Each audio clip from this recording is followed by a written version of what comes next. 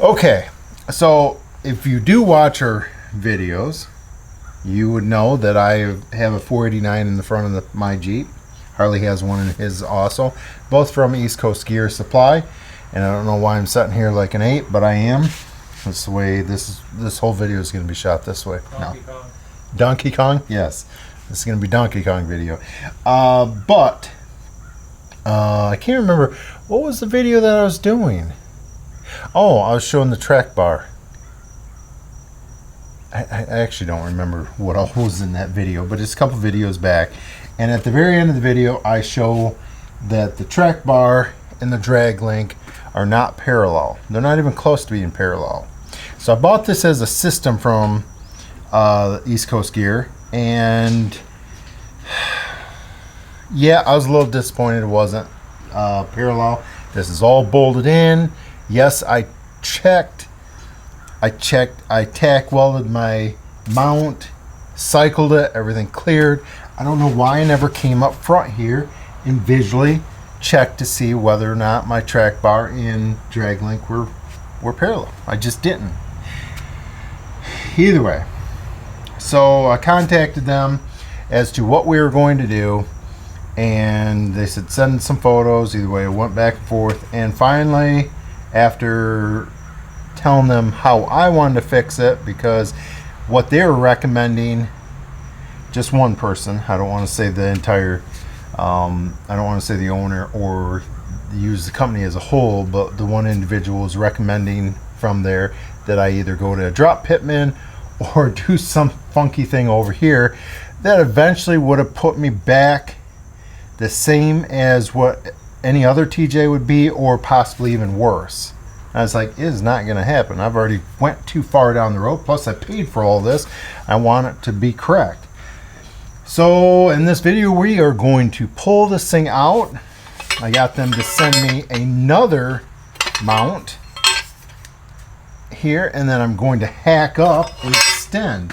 But one thing Harley brought up when we were sitting here, because I got my string out, I was going to string it, and he's like, well, Dad, he's like, why don't you just put a angle finder on it? And I was like, I don't know why. I never even thought of that. All right, so I put this on here, and it says 6.6 degrees. I'm going to go back to the track bar, and we are at 10.8. So I got to bring that track bar up. And what we'll do is we'll unhook the track bar. And so, let me grab the camera. Let me bring it a little closer. So you can see it's pretty much the track bar and where the pitman, that's pretty close to being on. But this is where, that's our current line. Do you see how much we're off? Mm-hmm. Yeah, so here's our drag link. Here's our track bar. So we got to get that thing. We got to get the thing up here. Yep. What we've done is, of course, we put this up here. Now, this has this little crook over here, but if I come over here, I'm quite a ways away from that. It's jumping between 6'2", 6'4", somewhere around there. 6'2", 6'4", 6'5", whatever. So I'll come over here on the track bar, and I'm at 6'4". Now I actually, a luxury since I'm a carpenter, I actually got these clamps right here, so I'm holding the track bar up. However, I got it. It's parallel now. My track bar and my drag link's right on. Now we are struggling. Another thing I took the angle finder and put it on the face of this and on the face of my Johnny joint, or whatever that's considered. So I got it like this way, so they're both on the same. And I'm coming up here trying to measure and figure out how much do I need above. I think it's right there, 1.390.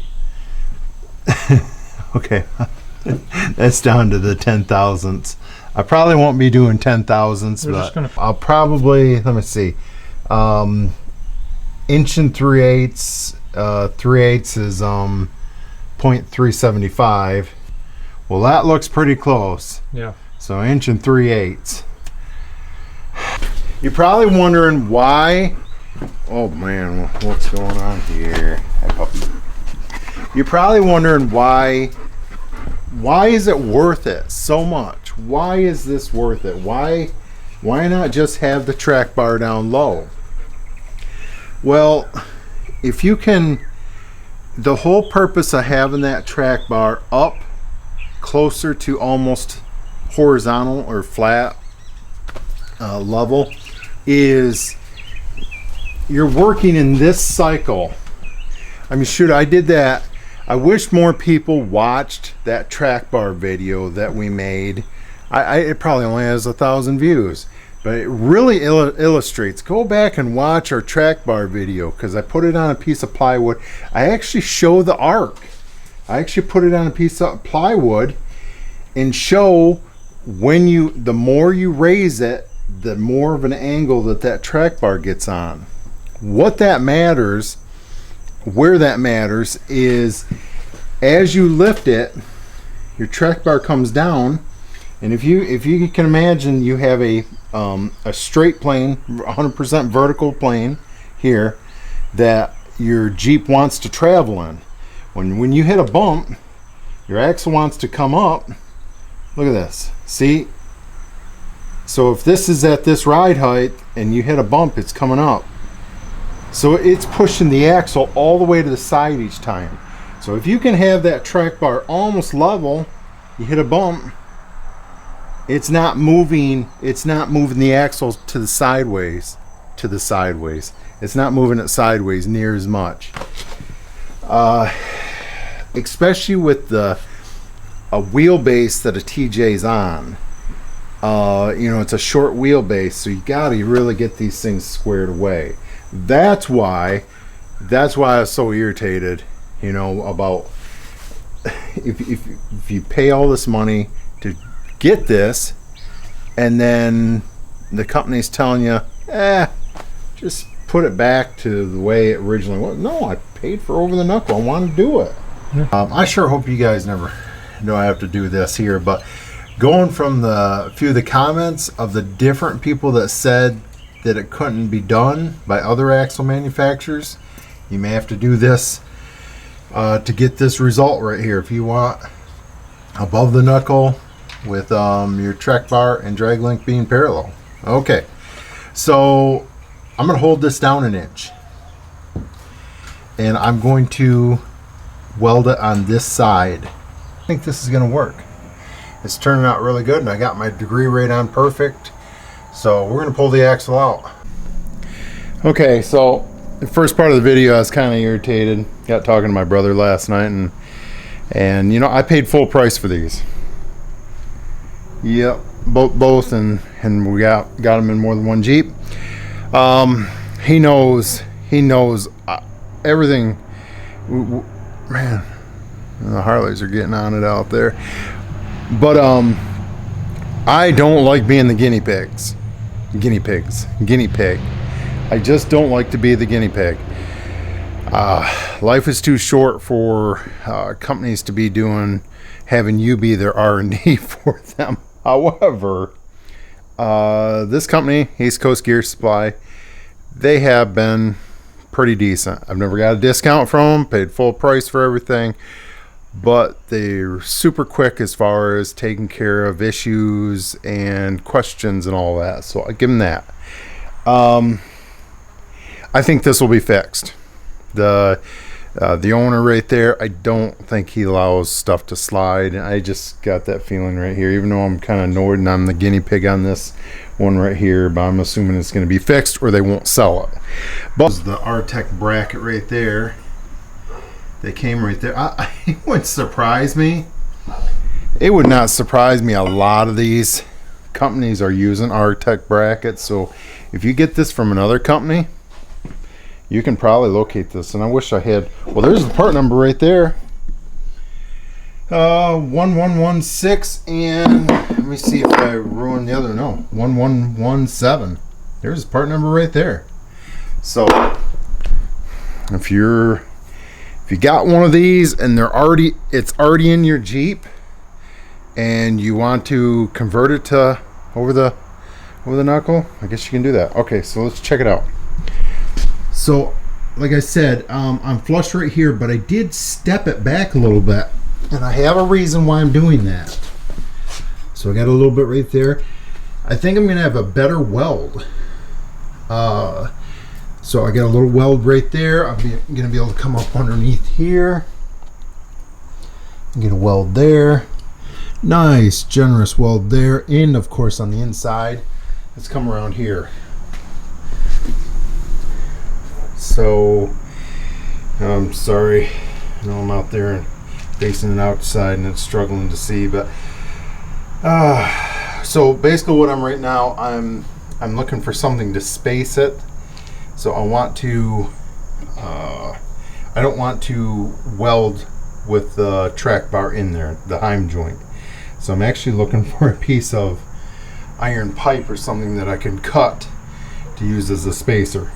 So as soon as I get that done, I gotta trim that a little bit off here. But this is actually gonna look good. You guys are never gonna be the wise. Quick tip here. We've ran these Terraflex speed bumps on my Jeep here for a while. This started Harley's Jeep, but this is what we found. When you're tightening this one was rattling a little bit. Now they tell you to silicone the whole thing, the entire thing, because this slides into that housing right there. I only put a small bead right at the very bottom, because how do you know you're not going to take this thing out? Now we typically have used silicone before. I went ahead and used Permatex this time. Like I said, I don't run a continuous bead, just there, like 3 spots. I noticed it came apart, and what you'll hear it when they come loose. Of course, this has the clamp up there with the Allen that you tighten it. It takes 3/16 Allen to loosen it, but what we do is we put a little bit of pressure on it and push it up in there before we tighten it. So I read something, and I just, for this really should not ever affect well, I guess somebody that's doing one of these Jeeps, if they wanted to switch to over the knuckle, they may want to think about whether or not they ever put these reed knuckles on. I ended up reading a few different people's comments. These are people with JKs that bolted these on, because this is actually a JK axle. Now, okay, let me be clear. It's orientated towards a JK, or fashioned after, or it shares. Okay, maybe this is a good way of putting it. It shares the same ring and pinion size. That's the only other similarity other than unit bearings. The tube's bigger, the center casting is bigger, so it's not a JK front axle. With that being said, this reed knuckle has a built-in 4-degree. Now, for whatever reason this week, I saw a few different people that were complaining about these knuckles, and they were like, oh man, when I bolted them on my Jeep drove horrible. Super hard steering. Now, I don't know what the caster is on a JK. So they were not changing the axle altogether. They were changing, they were putting these reed knuckles onto their lifted, previous Dana 30 or Dana 44 JK axle. So they possibly went from 11-degree angle to, from 7 to 11 possibly. That's if, they had got it aligned and got it back to 7. You could tell by their comment that they had no clue what they had done, and I'll be honest, I didn't know until just recently that these had a 4-degree positive caster built into them. All right, so I'm going to show you my fixed axle track bar, and it's excellent. But one thing I will say is with this, the advantage of that positive angle on those reed knuckles is it allows you to get your drive line squared away. That way you got a perfect drive line angle. Okay, so let me go up here. Oh, by the way, let's check this out. So I'm supposed to be at 7 degrees, and that's 6.8. That's pretty excellent. By the way, I'm an inch low, so by the time I jack this up another inch, bam. When I just had it jacked up here, it was right at 7. I was surprised how close I was. I did have to make an adjustment, turn out my upper arms, but this is what we got. Let me show you my track bar bracket. Look at this sexy thing. Yes, there is a track bar in behind there, but this is right level, and my goodness, that drag link and that track bar are lined up perfect. Okay, now this right here, I ended up putting I put a spacer in there that way it wouldn't crush it. But the only thing I'm waiting for is my alignment plates. I ordered a different type of alignment plates, and I'm gonna see what those are like. I want to switch to some other sway bar. Yeah. And I'm not I have an opinion, a feeling as to which one I'm going with, but I'm not positive yet. And so that'll be in an upcoming video.